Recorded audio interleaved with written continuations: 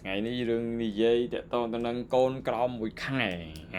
កូនក្រមួយខែយើងត្រូវការថែទាំបែបម៉េចព្រោះយើងពុកម្ដាយថ្មីថ្មោងបារម្ភហើយតាមកូនមួយខែហ្នឹងមិនយើងមើលមិនដឹងថ្មីចេះមើលកូន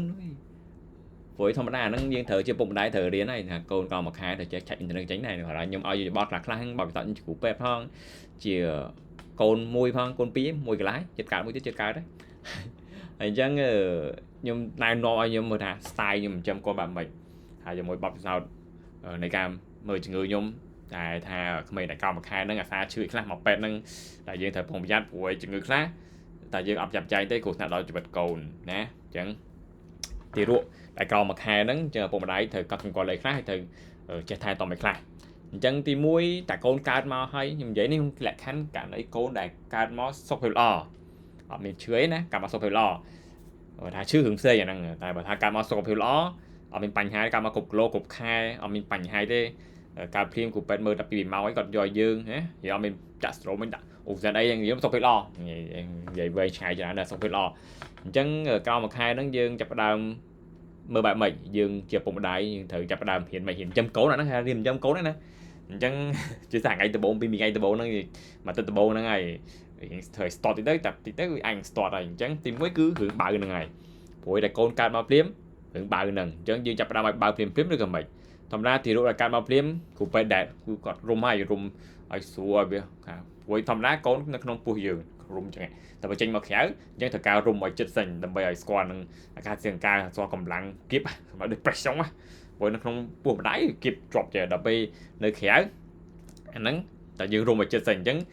ច្រើនណាស់តែ2-3ម៉ោងចាប់ដល់ឲ្យបើហើយយើងមើលដែរពេលកើតមកព្រាមហ្នឹងជួយព្រៃលើហើយក៏គ្រូពេទ្យក៏ប្រាប់ដែរថាកូនខ្ញុំជួយព្រៃលើហើយតែជួយព្រៃមានថាអូខេមានខ្យល់ចេញចូលមានពវៀនមានផ្លូវចេញហើយជួនកាលអ្នកខ្លះកើតមកមានបញ្ហាដូចបញ្ហាយឺតជួយព្រៃហ្នឹង24ម៉ោងបានជួសហ្នឹងអាចនឹងមានបញ្ហាផ្សេងជំងឺអីចឹងតែបើថាកូនកើតមកព្រាម3-4ម៉ោងយើងជួសក្រោម24ម៉ោងគឺអត់អីទេហើយអញ្ចឹងការបើចាប់ដល់2-3ម៉ោងដំបូងបើហើយ2 ទៅ 3ម៉ោងគឺបើហើយតែក្មេងមិនឆ្ងល់ទេចរិតក្មេងធម្មជាតិរបស់មនុស្សគឺតែកើតមកគឺតាឃ្លានគឺបើហើយតែមិនឃ្លានបើតែឃ្លានគឺយំហើយអញ្ចឹងតែសញ្ញាកូនយំហើយអានៅណាឃ្លានមន់ជុំចឹងមើលពេលកូនកើតមកគឺមន់ជុំចឹងអញ្ចឹងពេលកើតមកភ្លាមតែចាំថា3ម៉ោងទៅ2 3ម៉ោងចុះចាំឲ្យកូនបើអញ្ចឹងការបើទៅដោះគោឬក៏បើដោះម្ដាយរឿងពិបាកបន្តិចហើយអាហ្នឹងយើងត្រូវថ្លឹងថ្លែងព្រោះធម្មតាម្ដាយកើតមកភ្លាមកាយកូនភ្លាមអត់តមានទឹកដោះទេអាចពី2ថ្ងៃក្រោយបានចាំមានទឹកដោះតិចម្ដងតែយើងព្យាយាមម៉ាស្សាព្យាយាមច្បាច់ជាងបឺតថាបើមានម៉ាស៊ីនយើងបឺតឲ្យម៉ាស៊ីនបឺតទៀតវាចឹងឲ្យកូនមុំពេលខ្លះទោះហៅមានទឹកដោះចេញមែនតែឲ្យកូនមុំដើម្បីវាភ្ញោចវាមិនដូចមាត់កូនគឺល្អជាងខ្លះយកម៉ាស៊ីនបងបានតែដល់ផុតគឺមាត់កូនវាជុំទៅទោះអត់ចេញក៏ដោយក៏ឲ្យកូនមុំតែមើលបាន2-3នាទីដើម្បីឲ្យកូនភ្ញោចហើយចាំយើងឲ្យជំនួសឲ្យទឹកដោះគោឬក៏ដោះអីផ្សេងទៀតមិនតែទឹកដោះវាមានទឹកដោះកាហ្វេទឹកដោះគោនេះធ្វើវីដេអូលមុនមើលទៅការជ្រើសម្សៅទឹកដោះគោហ្នឹងចាស់ការជ្រើសម្សៅទឹកដោះព្រោះមានប្រភេទច្រើនហើយអញ្ចឹងដឹងថាខ្ញុំសឹងថាការថាសឹងប្រាំដែលខ្ញុំសង្កេតមើលច្រើនម្ដាយក្រមានទឹកដោះណាពេលកាត់មកព្រាមនឹងអាចពីនេះចេញទឹកដោះអញ្ចឹងអ្វីដែលអាចធ្វើបានគឺអញ្ចឹងចំនួនឲ្យទឹកដោះម្សៅទឹកដោះផ្សេងហើយយើងរើសប្រភេទណាដែលមានជាតិអត់សូវផ្អែមជាងសួរអ្នកលក់ដឹងហើយទឹកដោះគោណាគាត់ប្រាប់ឲ្យយើងដឹងហ្មងគេអ្នកលក់គេដឹងហ្មងថាទឹកដោះអត់សូវផ្អែមព្រោះតែផ្អែមពេកតែពេលកូនបាផ្អែមទឹកដោះផ្អែមទៅទឹកដោះហិងផ្អែមអញ្ចឹងដល់ពេលបើដំដៃនៅចង់បើបណ្ដោយអាចមានដែរអញ្ចឹងយើងសួរអ្នកលក់ថាប្រភេទម្សៅណាដែលអត់សូវផ្អែមហើយដំបូងយើងឲ្យកូនភ្ញោចឲ្យបើដោះម្ដាយផ្សេងទៅបាន2-3នាទីទៅព្រោះតែបើនឹងអត់ចេញហើយតែធ្វើឲ្យភ្ញោចម្ដាយភ្ញោចចង់បញ្ចេញទឹកដោះមកអញ្ចឹងទៅឲ្យបើ2នាទីទៅកូនបើអត់ចេញដូចតែយំញ៉ាអញ្ចឹងចាំយើងឲ្យបើទឹកដោះគោទៅបើម្សៅទឹកដោះទៅហើយម្សៅទឹកដោះហ្នឹងយើងឲ្យបើមិនជាទូទៅខ្ញុំណែនាំគឺចាប់មួយថ្ងៃ2ថ្ងៃដំបូងយើងឲ្យបើកន្លះលេខផ្សេងកន្លះលេខមាន15មីលីលីត្រព្រោះតាមប្រភេទទឹកដោះគោខ្លះឆុងលេខ20ទឹកដោះ20មីលីលីត្រទឹកដោះគោខ្លះមួយលេខហ្នឹង45ទឹកដោះគោខ្លះមួយលេខ30វាមានតាមប្រភេទទឹកដោះគោអញ្ចឹងមើលច្បាស់លាស់តែជាទូទៅខ្ញុំឲ្យដែលបបពិសោធន៍ខ្ញុំកូនខ្ញុំដែរអញ្ចឹងចាប់ផ្ដើមឲ្យបើដំបូងគឺឲ្យបើ15មីលីលីត្រផ្សេងយើងឆុងអីឆុងឲ្យដែរទៅតែបូមកមើលទៅបើមានសារ៉ាំងបូមសារ៉ាំងច្បាស់ជាង15មីលីលីត្រផ្សេងបើម្ដង2ទៅ3ម៉ោងបើម្ដងអញ្ចឹងដល់ពេលបើឆ្អែតហើយកូននឹងកេងលក់ហើយតែកេងលក់ដល់ពេលឃ្លានដល់ងើបបើទៀតហើយអញ្ចឹងច្រើន2-3ម៉ោងគឺបើម្ដងឲ្យក្មេងអញ្ចឹង2ម៉ោងហ្នឹងគឺដាក់ម៉ោងរោហើយទៅ ពីម៉ោងគឺកូនដឹងថាយំយកហើយអញ្ចឹង2ម៉ោងហើយគឺបើម្ដងហើយអញ្ចឹងបើម្ដងដំបូងហ្នឹងគឺ5-10 មីលីលីត្រទេកុំតមកខំព្រោះអ្វីដែលខ្ញុំធ្លាប់ជួបគឺអញ្ចឹងបើយកគ្មានថាបើយកដឹងអីទេបើយកដល់លាបបវៀនក៏មានដែរអញ្ចឹងយើងចាប់បានតិចសឹមអញ្ចឹងហើយសញ្ញានៃការឃ្លានបើអត់បានទេដូចនិយាយមុនអញ្ចឹងតាឃ្លានយំណាអញ្ចឹងទេមាត់ជាមាត់អញ្ចឹងណាច្រាក់ក្មេងគឺបែបហ្នឹងគឺប៉ុណ្ណឹងហើយមួយទៀតពេលបើម្ដងឲ្យកូនភើផងរឿងភើជារឿងថ្មីមួយពុកម្ដាយថ្មីថ្មោអត់ដែរចាប់អារម្មណ៍ឬក៏អត់ដឹងអញ្ចឹងដូចខ្ញុំទៅពេទ្យដឹងតែពេលខ្លះមិនអត់សូវចាប់អារម្មណ៍ដែរអត់ចាប់អារម្មណ៍ទេតែបើឲ្យដេកធម្មតាយើងមិនដឹងថាភើមិនផងធម្មតារបៀបភើហ្នឹងមានរបៀបច្រើនណាស់ផឹកដើម្បីកូនដាក់ពេលបើហើយអញ្ចឹងពេលបើអញ្ចឹងចុះអត់នេះបាកូនអញ្ចឹងនេះបាកូននេះខ្លួនជើងកូនបើឲ្យដាក់កូនដេកអញ្ចឹងហើយឲ្យចាប់កមកឲ្យភើបើមើល YouTube ក៏មានដែរ YouTube របៀបឲ្យកូនភើចេញមកហើយគឺដើម្បីកូនភើព្រោះតែពេលក្មេងខ្លះអត់តន់ចេះធ្វើបើដល់ដឹងបើនេះខ្យល់ចូលជាមួយអញ្ចឹងដល់ពេលដាក់ពឹងទឹកតែមិនចាំមិនទីហ្នឹងលឺសូភើហើយបំណៃដឹងហើយថាអាហ្នឹងភើហើយអញ្ចឹងឲ្យកូនដេកតែព្រោះតែយើងអត់ឲ្យកូនភើទេវាអាចនឹងប្រឈមមុខវាមិនមែន100%វាអាចនឹងធ្វើឲ្យកូនបើទឹកក្អែលបើទឹកគួតមកវិញណាអញ្ចឹងកន្លែងក៏កត់សម្គាល់មួយដែរហើយតមករឿងដេកតែបើឲ្យគឺដេកហើយអញ្ចឹងធម្មតាក្មេងកើតមកភ្លាមមកខោមកខានគឺដេកច្រើនណាស់ដេកចន្លោះពីអាចខ្ទង់14ទៅ18ម៉ោងក្នុងមួយថ្ងៃញ៉ាំតែ 3-4 ម៉ោងទេ3ម៉ោងងើបបើងើបនោមតែប៉ុណ្្នឹងទេព្រោះក្មេងត្រូវការដេកច្រើនប្រមូល energy ប្រមូលកម្លាំងដើម្បីឲ្យខ្លួនលូតលាស់លឿនណាអញ្ចឹងអត់សូវដេកទេដេកយ៉ាងច្រើនអត់សូវងើបទេអញ្ចឹងយ៉ាងច្រើនមួយថ្ងៃងើបតែ 3-4 ម៉ោងលេងឬក៏នោមជុះទីទួយដេកទៅវិញទៀតហើយអញ្ចឹងការដេករបស់ក្មេងរៀងយូរអញ្ចឹងដេកឲ្យក្មេងការដេករបស់ក្មេងគឺដេកដាក់ខ្នងត្រង់ឲ្យតន់ណាកន្លែងហ្នឹងកុំច្រឡំថាកូនកើតមកអញ្ចឹងចង់ឲ្យដេកផ្អៀងឆ្វេងស្ដាំអត់ទេ no គឺដេកខ្នងឲ្យត្រង់ភ្លឹងចេះដេកត្រង់ភ្លឹងអញ្ចឹងព្រោះឯងសាច់ដុំក្មេងអត់តន់រឹងមាំទេតែដុំក្មេងអត់តន់រឹងមាំយើងទៅដាក់កូនផ្អៀងឆ្វេងស្ដាំធ្វើឲ្យសាច់ដុំខ្លះវាសកត់ទៅលើសួតសកត់ទៅអីអញ្ចឹងទៅបាក់ដកដង្ហើមហើយគ្រោះថ្នាក់ក្មេងយល់គេអត់ឲ្យដេកអញ្ចឹងទេព្រោះកូនក្រោមយល់ទៅគេថាខំមួយខែ2ខែហ្នឹងយល់ក្រោម6ខែបើថានិយាយច្បាស់ហ្នឹងគឺក្រោម6ខែដរាបណាកូនអត់តន់ចេះក្លាប់ខ្លួនឯងដរាបណាកូនអត់តន់ក្លាប់ឆ្វេងស្ដាំបានកូននៅតែដេកត្រង់អញ្ចឹងព្រោះតែដុំក្មេងអត់តន់រឹងមាំតែយើងដេកពីឆ្វេងស្ដាំធ្វើឲ្យកូនគ្រោះថ្នាក់អាចនឹងបញ្ហាដង្ហើមហ្នឹងចឹងគ្រោះថ្នាក់ដល់ក្មេងហើយតន់ណាគឺដេកគ្រោះឲ្យត្រង់ភ្លឹងខ្នងចប់នឹងកន្លែងដេកហើយកន្លែងដេករបស់ក្មេងក្រោមមួយខែហ្នឹងគឺប្លង់រឹងរៀបស្មើឬក៏ពុកស្មើខងខែកណាត់គឺខែអីទីទួយបានហើយកុំឲ្យវាទុនខាងពេកព្រោះឆ្អឹងក្មេងនៅខ្ចីណាធម្មតាគេឲ្យដេកប្លង់រឹងឲ្យដាក់តាខ្សែ1 2ធប់អីល្មមមកស្រួលខ្លួនបានហើយអត់មានត្រូវការដេកភ្លឹបពុកអីរៀងទុនអីក្លេកខ្លាច់ជាកើតទេគឺដេកស្មងភ្លឹងឬក៏មានក្រែកូនង៉ែតក្រែកូនង៉ែតពីយ៉ាងគឺទឹកក្តារប្រទេសហើយគេដាក់អីកណាត់ខ្សែពីលើទីទួយបានប៉ុណ្ណឹងគឺសពគាត់អត់មានត្រូវការក្របភួយអត់មានត្រូវការកលខ្នើយមានត្រូវការឲ្យខ្នើយអស់ឲ្យកលអស់ប៉ុន្តែអាហ្នឹងវាប្រពៃណីស្រុកយើងខ្មែរ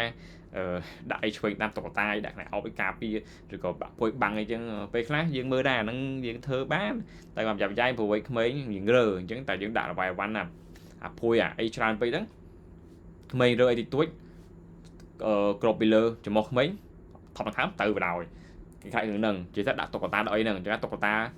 វាខ្លះប្រភេទខ្លះវាវល់បានបន្តិចវាធ្លាក់មកកតាធំពេកធ្លាក់មកសកត់កូនអីទៅអត់ចំបែកផ្លូវដង្ហើមក្មេងតែច្រមុះក្មេងបិទដង្ហើមដកកើតគ្រោះថ្នាក់បដ ாய் អាហ្នឹងគឺចង់ដៅបាក់គឺចង់គោលដៅបែបហ្នឹង10ភួយ10អីត្រូវត្រឡប់ហើយប៉ុន្តែប្រយ័ត្នប្រយែងគឺដល់អាសាមើលហើយបើពេលខ្លះក្មេងក្តៅខ្លាំងពេកតែ10ភួយគឺក្តៅខ្លាំងពេកអញ្ចឹងអាសាមើលផងតែខ្លាំងពេកខ្លាចរឿងអាកណាត់ហ្នឹងវាបាំងច្រមុះកូនត្រូវថប់ដង្ហើមក្មេងហើយមួយទៀតក្មេងអត់តន់ស្គាល់ថ្ងៃយប់ទេព្រោះក្មេងក៏មួយខែ2ខែដំបូងនោះអត់ស្គាល់ថ្ងៃយប់ទេព្រោះដេកច្រើនណាស់គ្នាដេកបាន4-10ម៉ោងដល់8-10ម៉ោងនោះថាដេក8-10ម៉ោងក៏ដេកយូរណាស់អញ្ចឹងអត់តន់ស្គាល់ទេដល់ធំតិចទៅបានយើងចាប់ដើមរៀនស្គាល់ថ្ងៃស្គាល់យប់អត់ស្គាល់ថ្ងៃធំអត់ពិបាកទេគាត់ធម្មតាក្មេងវាមានកំណត់ក្នុងការដេកកំណត់នៃការលេងដឹងថាបើយើងដឹងថាកូនលើមួយខោមួយខែហ្នឹងដេក8-10ម៉ោងចុះអញ្ចឹងសល់4ម៉ោងទេអញ្ចឹងបើយើងឲ្យកូនលេងថ្ងៃច្រើនពេកកូនដេកថ្ងៃច្រើនពេកអត់ងើបដាស់វាលេងខ្លះទេពេលខ្លះងើបដាស់មិនតែដាស់ឲ្យកូនងើបគាត់ថាពេលងើបហ្នឹងយើងរៀងលេងរៀងសើចរៀងលេងជាមួយទៅឲ្យយូរតិចទៅបាន1ម៉ោង2ម៉ោងទៅអញ្ចឹងចម្លើយគឺដេកហើយមានតែអញ្ចឹងតែដេកយប់ច្រើន ngày lắng nhẹ lên chào này bạn hạt đi ngày chán chụp ra để vậy gió smoke smile này là đi biển cột đây ngày chụp năng hay tóm máu ăn nắng hả phật có thể chịu cò lại bự đằng ấy đi cả đi bà con đằng ấy và tôi phát cứ mùi tật của bà thay trên tới pet là khu pet pi ngày từ 4 nó bà sang đi nó pet cứ cái khu pet nó miền cái miền Hà mấy miền màu cái tật cái cố nè bật lặng màu mùi pet nó cái đại dương này từ bà ra càng mấy càng mày chứ ai cái cái miền này cứ cái miền sẽ qua mùi tật cồn bật lặng cứ mùi tật cồn chứ thầm đa nguyên tắc nó nhông tay này nọ mày bà sọc kê với nha sọc kê tập bọn trẻ tao mấy cái nguyên tắc tập pi tới bay đòn trong một ngày trong mà sắp đà chẳng pi ngay cái nguyên tắc mà đòn tại sọc dễ khó khăn gì sọc dễ mình đá hay sờm chẳng nghiêng sạch luôn hay bà cao trong 3 ngày khai từ trẻ tiết khai ở chạy tiết khai cái đau tiết nó đừng tại bay trục này chẳng còn tha pe khác chỉ tôi tới hôm nay nó cô còn một hai nó cương nguyên tắc ngày mà đòn bà này còn nguyên tắc nhật về buổi ngày 10 đòn mà chú ba mà khác người mày mà đón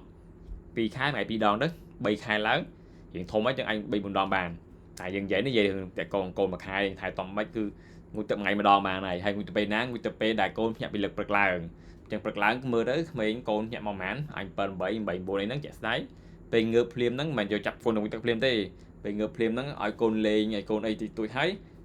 đừng luôn á đừng luôn đừng ấy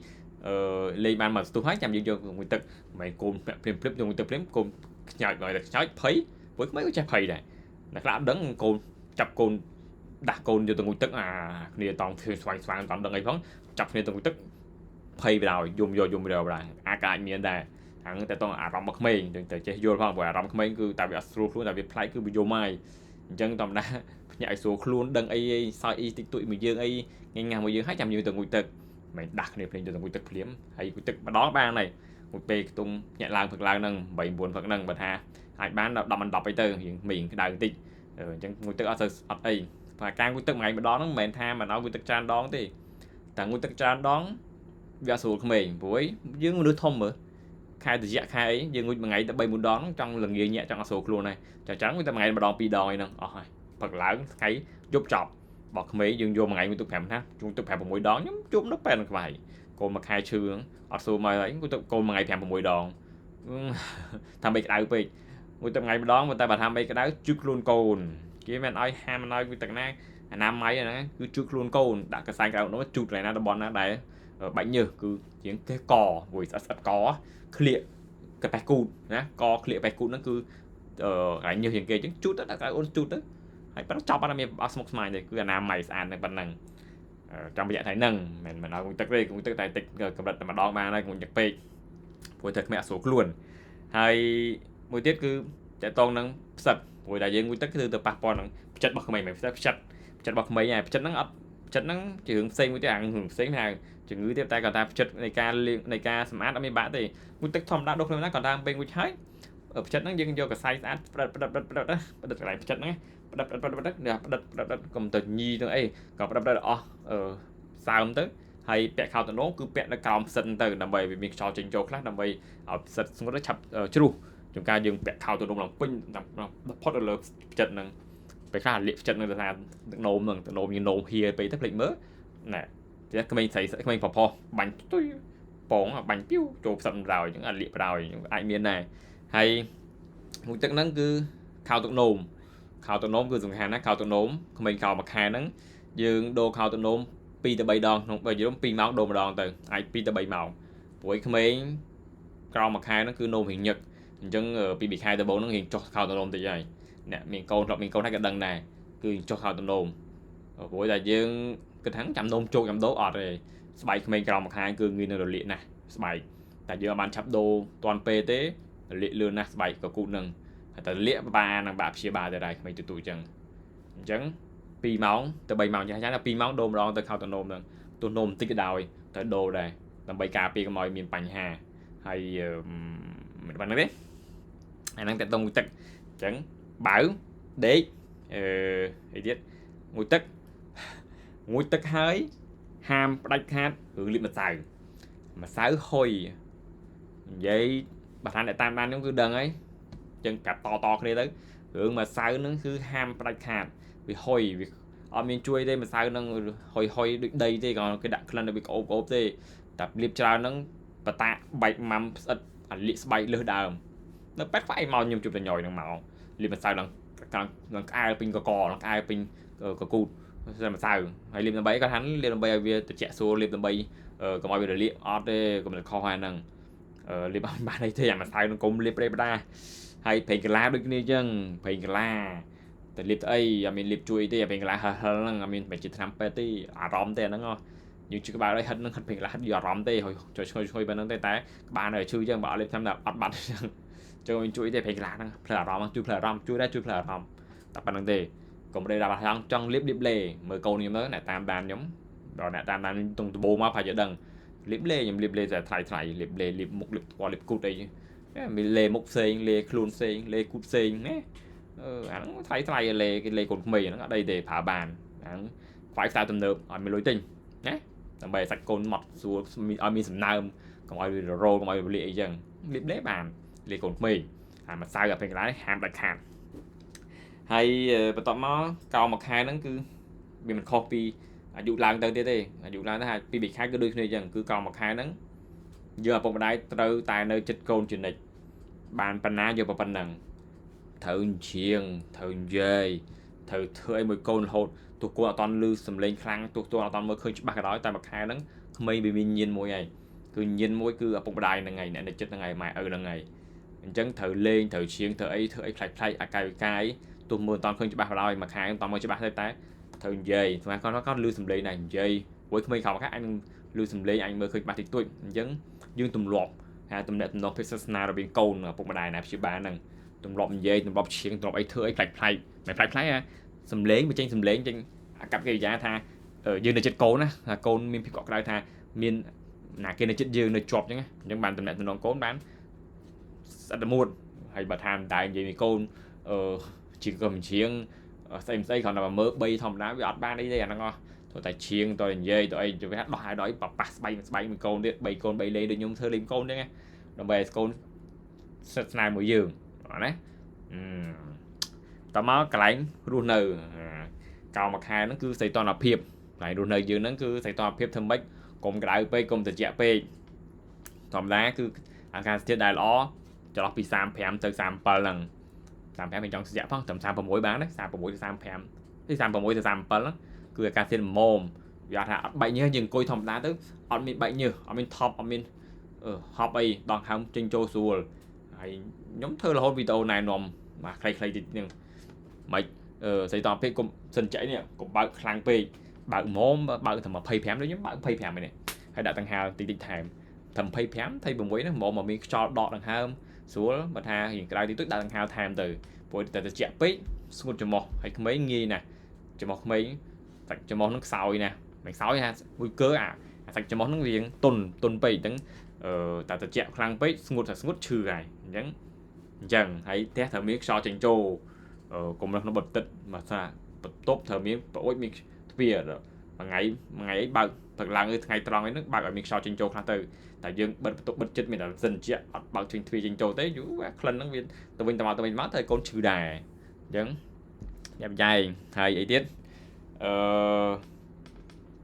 sầm khăn thì cái mơ sầm khăn một tiết cứ để tôn nó còn một hai nó nghiền trừ nè dần thì ra đường tranh khai nó nhưng mà bạn ăn tụi mình nhóm cái tranh khai đấy còn chìm phó ăn tranh khai bây giờ thứ này nó bay này dưới nó đang dưới tay còn ta đặt tranh khai bây giờ tranh khai đừng chưa cầu nè cuối này mà lên cho nào đừng là cái cá tê mà lột sụp một rồi phỏ trà phong bom ô nơi máu đã ăn bao đây tự đã ấy ăn oi tập với nó tay như vậy võng nó cho mấy đồ câu nè cuối không một khai nó côn và con cá biết sau nè đang từ mấy giờ vậy này sọc dưới hay chân hay mới tiếp còn một hai nó đôi giải dục bị khai đấy đây khai còn là một hai nó cứ bị chặn bên tên cứ hướng ba này mà lên nâng chỉ là ngày cái đừng làm miếng này bom ôn mò chung khi mình tôm nó cho mấy đồ câu này nó đừng vậy đang việc làm việc đắng người ta và bay này dưới thơm bệnh anh mà nam nói ra mình lên mình tay còn thập mình lấy dương thời vô đắng đấy ta con còn một hai cứ soi nè dương mình ai lừa con nhiều bay bàn thế dừng màu bị hàng cài tụi bom ôn nói tao bị hàng cài chi làm chỉ mà tôi mau lên ôn lên môi lên chân តែយើងមិនដឹងថាយើងស្អាតស្អាតទៅ3ទៅអីឆ្លងមេរោគឆ្លងអីអញ្ចឹងដល់ប្រកាសឲ្យប្រកាសថាអ្នកម៉ាឡេហ្នឹងគឺអត់មានឈឺផ្ដាសាអត់មានហ៊ីសវ៉ាអត់មានឈឺទាំងអស់ហើយពេលចង់3កូន3អីហ្នឹងគឺត្រូវបាញ់អកលបាញ់អីលៀនស្មាតខ្លួនទៅបាញ់ហ្នឹងអកលបាញ់ដៃបាញ់អីឬក៏ពាក់ម៉ាស់បែរទៅឬក៏កុំនិយាយខ្លាំងពេកខ្ទេចទៅមាត់ដោះកូនវាឆ្លងមេរោគកូនព្យាយាមធ្វើម៉េចអាហ្នឹងបានបណ្ណាយកប៉ុណ្ណឹងតាភាសតាហ្នឹងពិបាកដែរហ្នឹងជាក់ស្ដែង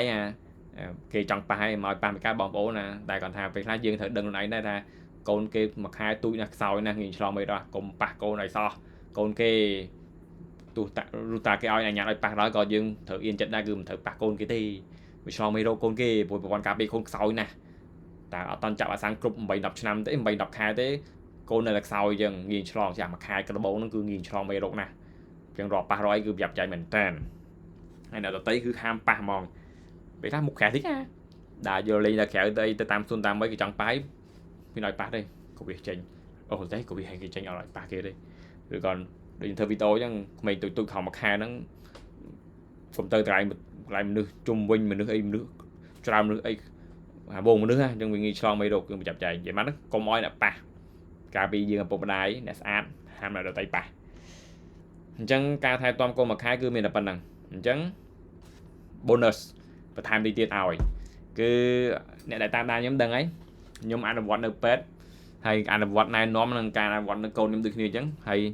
ធ្វើតែជោគជ័យអ្វីដែលខ្ញុំឲ្យនេះគឺជាបទពិសោធន៍ធ្វើការងារបទពិសោធន៍ក្នុងការមើលកូនរបស់ខ្ញុំហើយបើគិតថាមានប្រយោជន៍ក៏អនុវត្តដូចខ្ញុំទៅគឺតែគេសំខាន់ជាងគេទី1ការលាងច្រមុះឯកសារផ្សេងគ្នាការបកស្រាយផ្សេងគ្នាបទពិសោធន៍ផ្សេងគ្នា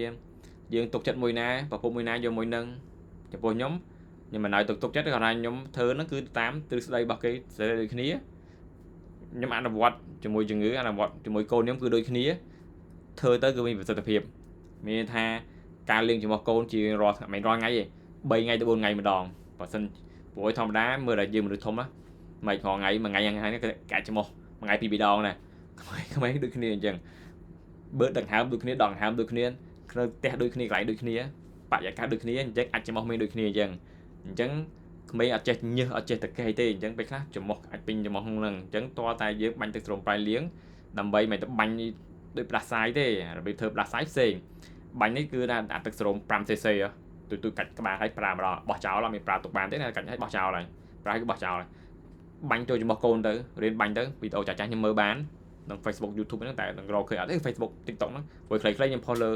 Facebook ហើយ TikTok ហ្នឹងតែនឹងរកឃើញអត់ទេដើរវាយតាលាងទឹកស្រោមប្រៃទៅដាក់ Dr. Hello ចេញមកហើយសើចដល់បេតុងសើចគឺបាញ់លាងអញ្ចឹងបាញ់ពេលព្រឹកឡើងហ្នឹងពេលទឹកហាន់បាញ់ច្បាច់ 5 សេបាញ់ចូលច្រមុះឈិចទៅដើម្បីឲ្យទឹកស្រោមប្រៃចូលចឹងច្រមុះទៅវាលាស្លេះលាអាកតិឬក៏ញាក់ច្រមុះអីវាចេញមកហើយយើងយកស្អីគេអាប់ឆ្កឹះសាជីហ្នឹងមិនថាសាជីផងយកឈ្មោះច្រមុះតិចទៅដើម្បីឆ្កឹះអាចច្រមុះចេញគឺប្រចាំង7មើលឃើញអាចច្រមុះកូនហ្នឹងចេះដល់យើងសម្អាតរៀនធ្វើ3ថា4ថ្ងៃចុះធ្វើម្ដងទៅហើយកូនធ្វើអញ្ចឹងអនាម័យដើម្បីកុំឲ្យកូនគេកក់ពេកពេលខ្លះអ្នកខ្លះគេកក់ច្រមុះហ្នឹងក៏ដូចគ្នាអញ្ចឹងបាញ់លាងទៅអាចនឹងល្អណាហើយមួយទៀតតកតងទៅនឹងលាងគូតសំខាន់ណាក៏សំខាន់ដែរគូតលាងគូតលាងគូតមានថាពេលកូនជុះម្ដងនោមម្ដងត្រូវតែលើកកូនយកទៅលាងនឹងទឹកស្អាតព្រោះទឹកនោមជុះហ្នឹងគឺវាបតាឲ្យស្អិតណាស់ហើយយើងបើសិនជាយើងយកអាក្តាស់សើមអីហ្នឹងក្តាស់សើមទូគេបញ្ជាក់ថាទឹក99% ចុច99%ដល់ក៏តែយើងជូតអាហ្នឹងគឺត្រូវតែលាកគូតកូនហើយគ្មានអីឡោយើងទឹកក្បាលរុំម្នេយើងអាទឹកចេញមកក្រៅទេលាងមកបើថាយើងទៅឆ្ងាយទៅទឹកសុទ្ធហ្នឹងហើយចាក់10លាងបាញ់ចាក់លាងទៅលាងគូតកូនឲ្យស្អាតនោមពេលជុះម្ដងហ្នឹងធ្វើអញ្ចឹងបានអត់លាកគូតណាហើយអាចប្រើថ្នាំគ្រីមអីលាបគូតតិចទៅគ្រីមសំណើមអីហ្នឹងបើសិនលទ្ធភាពទិញទៅខ្ញុំឲ្យលាកគូតកូនព្រោះតែលាកគូតកូនពិបាកណាស់ឈឺណាស់ហើយយំកូនឡើងក្រហមគូតកូនស្រួលខ្ញុំនៅពេទ្យគាត់ជួបចឹងលាកគូតកូនហ្នឹងហើយមួយទៀតគឺ Tommy Time ក៏បិទកូនមួយខែហ្នឹងគឺធ្វើ Tommy Time បានហើយតែបើថាយើងខ្លាចចាំបាន7ថ្ងៃទៅ7ថ្ងៃ យើងធ្វើធម្មតាធម្មតាដូចកែបដេកឲ្យបាឡើងលើហ្នឹងដើម្បីអាហ្នឹងគឺជាបច្ចេកទេសថ្មីមិនថ្មីថ្មីចំពោះយើងស្រុកយើងស្រុកគេគឺជារឿងធម្មតាធ្វើដើម្បីសាច់ដុំកសាច់ដុំខ្នងរឹងមាំកូនងាយចាប់ក្តាប់លឿនហើយអញ្ចឹងគឺធ្វើបើទូចអញ្ចឹងក្រោមមួយខែហ្នឹងស្អាតថា7ថ្ងៃចឹងចាប់តាមធ្វើយើងធ្វើ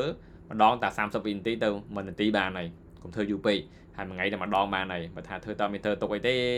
កូនអាចនឹងបានតិចតួចយើងកុំចាយកម្លាំងកូនច្រើនពេកព្រោះកម្លាំងកូនในការបើត្រោះខុសបើដល់បន្ថែមហ្នឹងគឺដើម្បីលូតលាស់ហើយតែយើងធ្វើអាធម្មតាយូរពេកក៏អត់ស្រួលក្មេងដែរអញ្ចឹងគេធ្វើគេមានក្បួនគេធ្វើ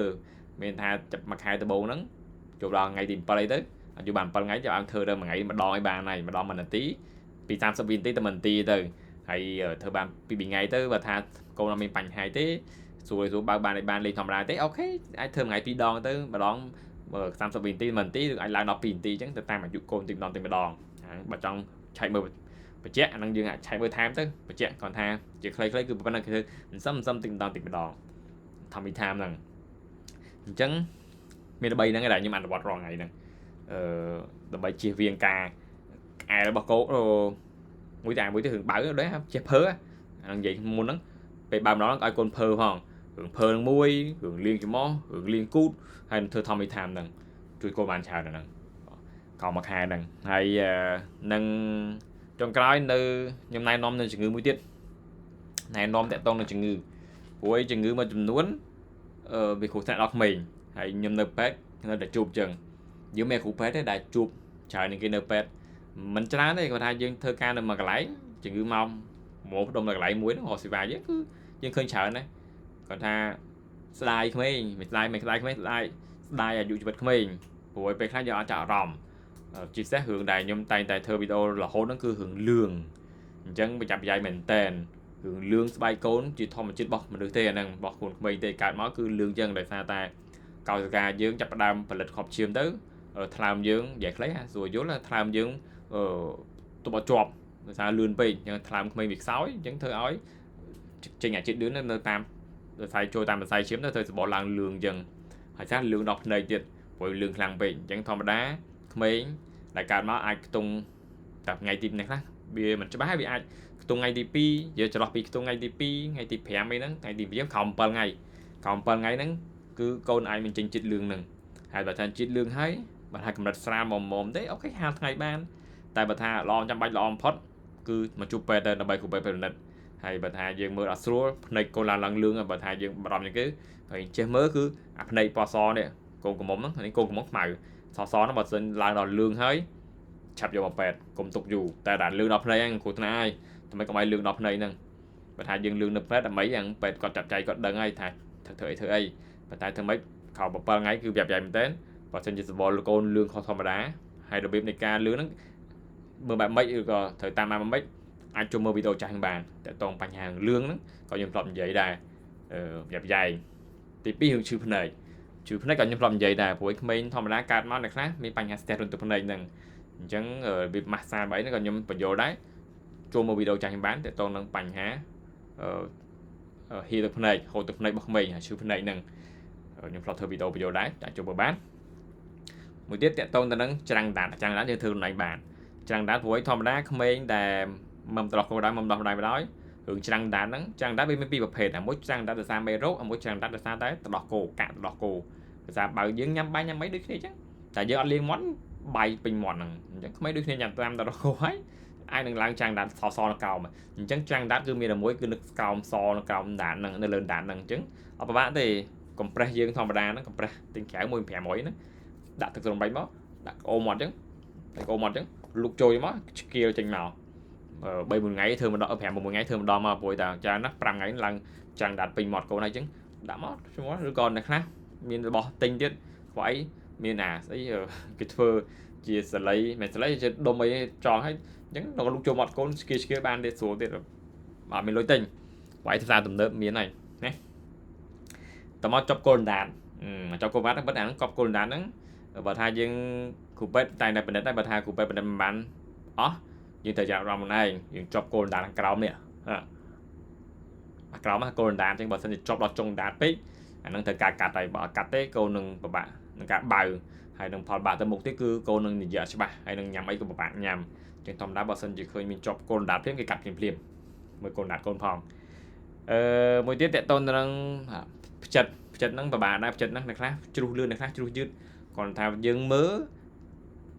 តែសារអនាម័យក៏ដូចខ្ញុំនិយាយមុនហ្នឹងអញ្ចឹងគឺមួយទឹកមួយឲ្យផ្ដិតឲ្យស្អាតទៅហ្នឹងបានហើយចំហហើយចាប់ដៃនឹងទៅនោមកូនកុំឲ្យនោមប៉ះចំតងផ្សិតហ្នឹងព្រោះយើងពាក់ខោទៅនោមដល់លើពេកយើងនោមបាញ់ទៅវាខ្ទាតដល់ហ្នឹងអាលៀកផ្ចិតហ្នឹងអញ្ចឹងធម្មតាបើផ្ចិតយើងអ្វីដែលយើងត្រូវទៅពេទ្យគឺបើសិនជាមានហូរទឹកធំលិនស្អុយឬក៏មានឈាមឬក៏មានដុសចេញមកមានផ្លែដូចសាច់អញ្ចឹងអាហ្នឹងទៅពេទ្យអត់មានធ្វើការពីទៅពេទ្យទេខ្ញុំមិនអាចទៅនិយាយថាមិនទៅធ្វើជាការឬក៏អាប្រចាំគឺបច្ចេកទេសរបស់ពេទ្យដែរអញ្ចឹងមានទៅពេទ្យទេបានអាចដឹងថាផ្ចិតរបស់មេរោគហ្នឹងបើមានបញ្ហាក្នុងផ្លិនស្អុយយ៉ាងមានហូរឈាមឬក៏មើលទៅជាញថ្លែក្រហម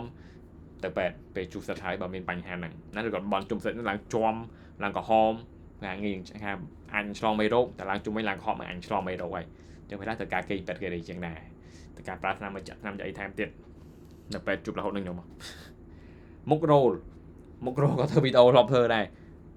មើលចូលមើលវីដេអូចាស់ខ្ញុំមុខឡើងរោលសាររោលទឹកដោះហ្នឹងអញ្ចឹងទៅចេះជូតសម្អាតអនាម័យមុខកូនចូលមើលបានណាវីដេអូវិញអញ្ចឹងហើយគាត់ខ្ញុំនិយាយខ្លីៗប៉ុណ្ណឹងមើលកន្លះម៉ោងជាងហើយមិនដែលស្ដាប់ដឹងហើយចង់ស្ដាប់ចង់ចេះគឺស្ដាប់ទៅហើយមួយទៀតរឿងទល់ជាមួយរឿងរៀនហ្នឹងដូចគ្នាចូលស្ដាប់មើលទៅតែវីដេអូវែងអញ្ចឹងបញ្ចូលណែនាំខ្ញុំបានណែនាំប៉ុណ្ណឹងហើយបើថាយើងនៅឆ្ងល់ឬក៏មិនច្បាស់មើលវីដេអូខ្ញុំហើយមើលទៀតមើលហើយនៅមិនយល់មិនច្បាស់ឆែកមើលខ្លួនឯងថែបើថាឆែកជើឆែកអីសួរខ្ញុំបានក្នុង Messenger Facebook តើខ្ញុំឆ្លើយបើអត់តើធ្វើមិនថានឹងរបបដូចគ្នាចឹងហើយ comment like share ផងក្នុង YouTube ហ្នឹងចង់ទៅ YouTube ដែរមើលដែរអត់ YouTube ហ្នឹងតែវាល្អព្រោះវីដេអូខ្ញុំធ្វើច្រើនណាយើងអាចជួយអ្នកនេះបានច្រើនដែរបើស្ដាប់ទៅអាចជួយបានច្រើនព្រោះក្មេងឈឺមួយចំនួនយើងអាចការពារបានណាហើយយើងអាចស្វែងយល់មួយចំនួនទោះកូនអត់ឈឺដែរក៏យើងចេះដឹងទៅព្រោះយើងមិនដឹងថាបងប្អូនឬក៏មានអីចខាងអីតែបងប្អូនមានឈឺមានអីហ្នឹងយើងអាចដឹងអូអាហ្នឹងសញ្ញាហ្នឹងត្រូវទៅពេទ្យអូសញ្ញាហ្នឹងត្រូវធ្វើចេះអញ្ចឹងក៏ជួយបានខ្លះដែរកុំឲ្យថាទុកហួសពេលណាអញ្ចឹងគ្រោះថ្នាក់អស់ក្មេងអញ្ចឹងដូចជាអស់ហើយវីដេអូមានតែប៉ុណ្្នឹងទេនិយាយនឹងឈឺកនិយាយលឿនផងកុំស៊ីយូរពេកដល់ម៉ោងមិន10ហើយតែបានដេកពុនទៅដេកឡើយអញ្ចឹងអស់ហើយវីដេអូណែនាំមានប៉ុណ្្នឹងកូនអាយុក្រោមមួយខែហ្នឹងគឺការថែទាំការមើលក្អែគឺប៉ុណ្្នឹងហើយសញ្ញាដែលឈឺឬក៏សញ្ញាគ្រោះថ្នាក់ដែលត្រូវមកពេទ្យគឺប៉ុណ្្នឹងអស់ហើយអញ្ចឹងចប់ហើយមានទេអស់ហើយ podcast យើងនិយាយធំហ្នឹងទេហើយអញ្ចឹងជួបគ្នានៅវីដេអូក្រោយបាយ